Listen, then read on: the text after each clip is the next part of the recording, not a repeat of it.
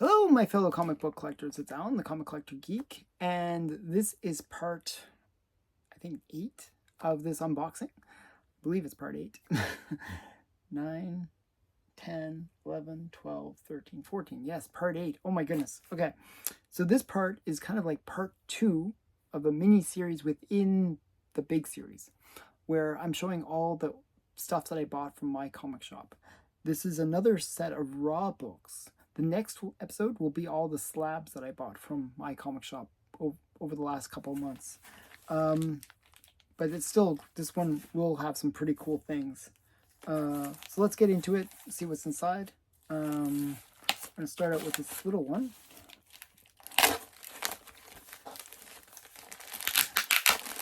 This just has a few books inside, but it should be some interesting things.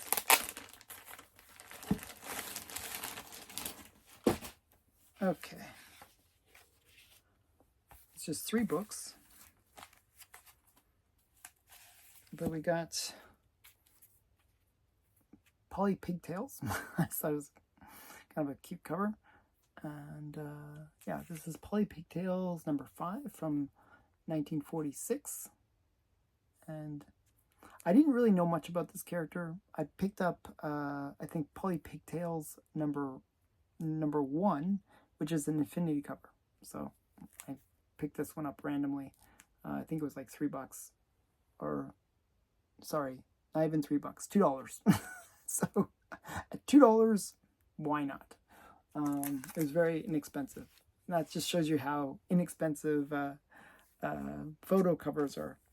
The next one is Walt Disney Comics and Stories number 95. Now this is kind of an interesting one because this is the very first time you get Carl Barks doing the art inside of, actually I think it's his first cover. So kind of a cool book, Walt Disney Comics and Stories number 95, first Carl Barks. So major book. It's I believe it's his first cover. So yeah, that was pretty cool. And this one I picked up because I already have it, but the one I have, somebody drew on the cover and it was really bothering me because they drew like all over the characters and I didn't like that. So this is Little Dot number 50. And this is just an early appearance of the Creature from the Black Lagoon. And you got Little Dot kind of having him as her pet. It's kind of a cute cover. So yeah, I just wanted a better copy. And again, I think that was $3. So nothing expensive. But yeah, it was like a very inexpensive one. Okay, next set. Those were all like kind of minor buys, but I buy a lot of little things from my comic shop, and I always feel like whenever I say my comic shop, I hear a ding in my head because I say it so much that we joke about it. Okay. Oh, some really cool things in here. Okay. Okay, so let's start with the less cool things. And I'll have to, I think this is the first appearance of this character. And I forgot her name. This is Spider-Man 299 Exodus. And it's the first appearance of her. And I basically got this copy, which is the variant. So number 2, her first appearance. And I also got the A cover. So I got the variant. I thought the variant looked better. And this is the A cover. So yeah, so that's Spider-Man Exodus number 2. And it's the first appearance of her. I forgot who she is. I forgot her name. But she was some spec. I fall for that. Whenever they do these spec videos on like on like Comic Tom or something like that, I always get sucked into buying some silly book. And these were inexpensive. They were like $2 each. So not a big expense. And I figured, hey, you know, it's a cheap spec. Yeah, so sometimes I fall for that. So yeah, so why not? Okay, this next book is just a cool one. It completes a series that I was trying to complete because there's only 2 books in the series, and this was the other half of the 2. It's Zip Jet. I thought this was a really nice one. Nice Good Girl art cover. So this is Zip Jet number 2. And the interesting thing about this kind of reminds me of the recent movie, what's it called? The one where it's got the guy from Spider-Man in it. If you know in the comics, this is what happens to me. I always forget the name of the movies. It's based on a video game. I'm giving hints. This is like how I think things through. Okay, it's based on a video game.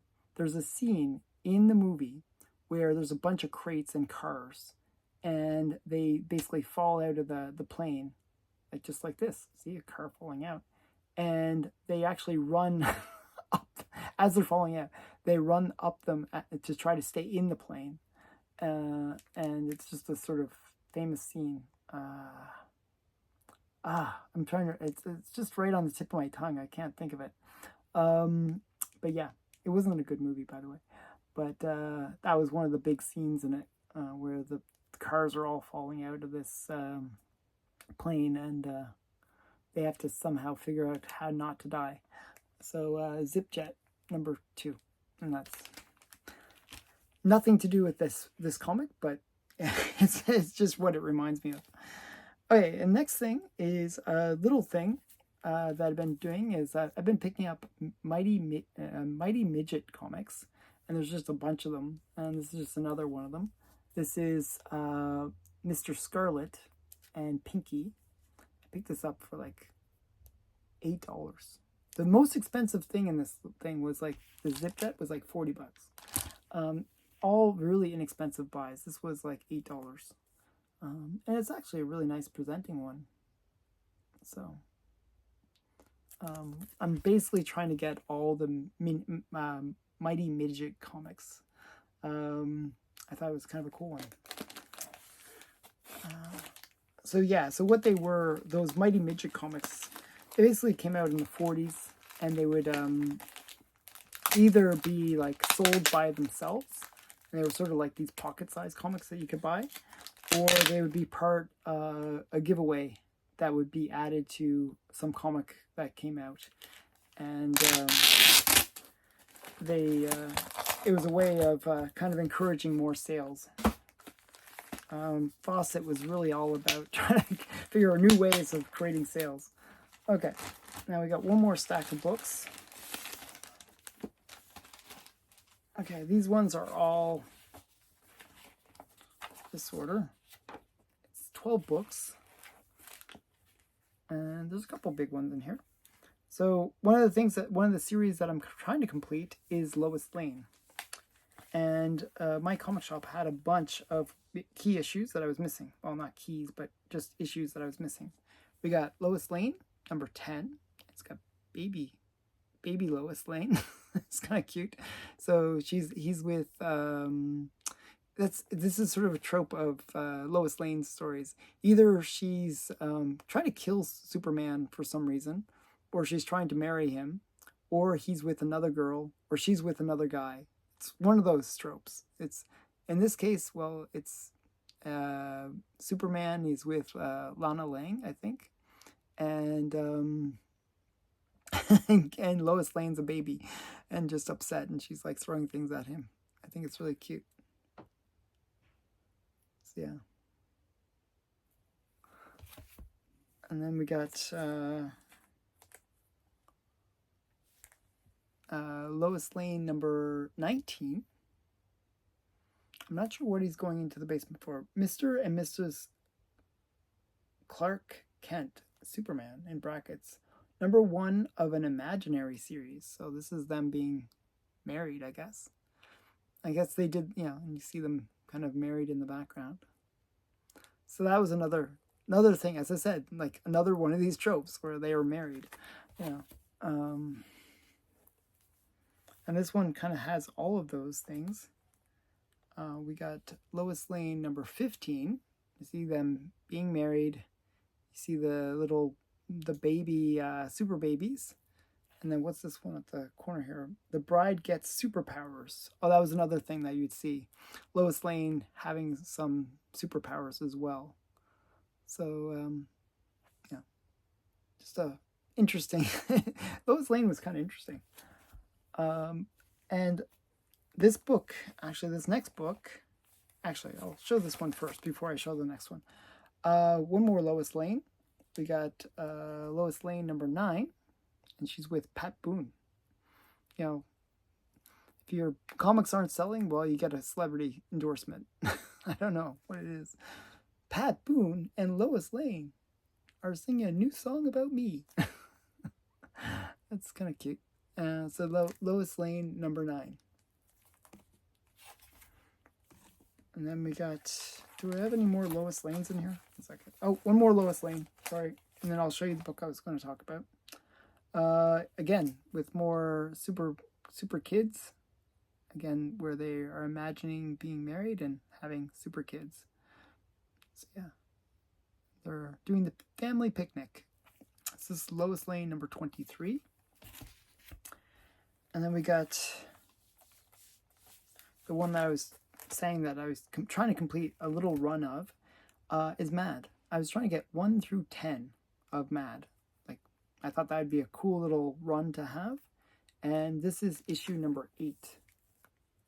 The early issues of Mad would have these really cute good girl art comic covers. So this is, you know, kind of get the little sexy girl there, and there's like some monster that's walking through. And we're looking for a monster, ma'am. Has one been by here lately? You know, like, I think there's been a monster that's been through there. So, kind of funny. So yeah, Mad number 8.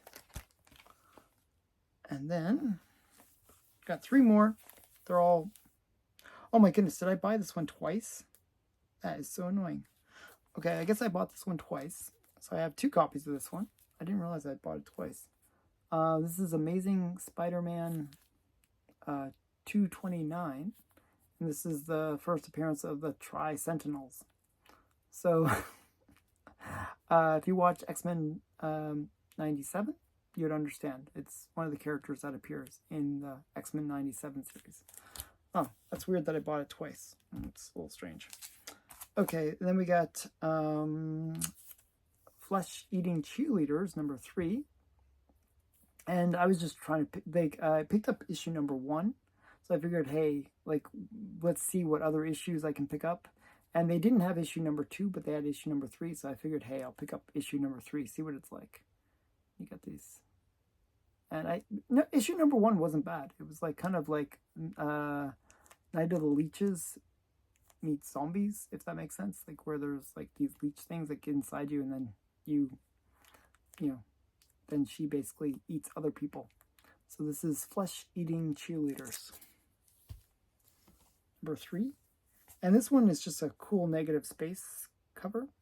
This is Fantastic Four number 644. Another thing that I go for these like weird gimmicky covers. I just thought this was an interesting one. So a bit of a negative space one. So Fantastic Four 644. And that's it for this part. The next part will have all the slabs that I bought from my comic shop, so you stay tuned for that. Hope you enjoyed this little mini series within the big series. Thanks again for watching. Bye for now.